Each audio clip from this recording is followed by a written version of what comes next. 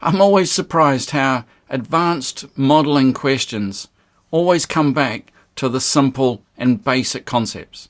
Let me show you what I mean. In our 3D modelling classroom this week, we looked at understanding some complex modelling.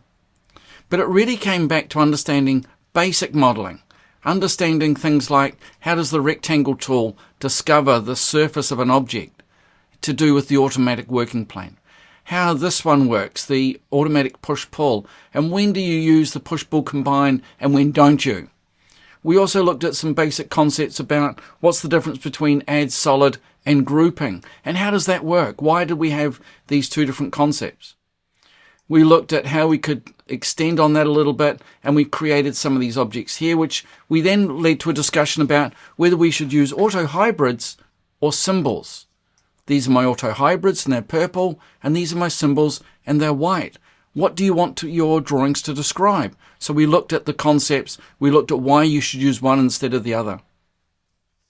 And then we had a really complex question. This one was the light source, this one here.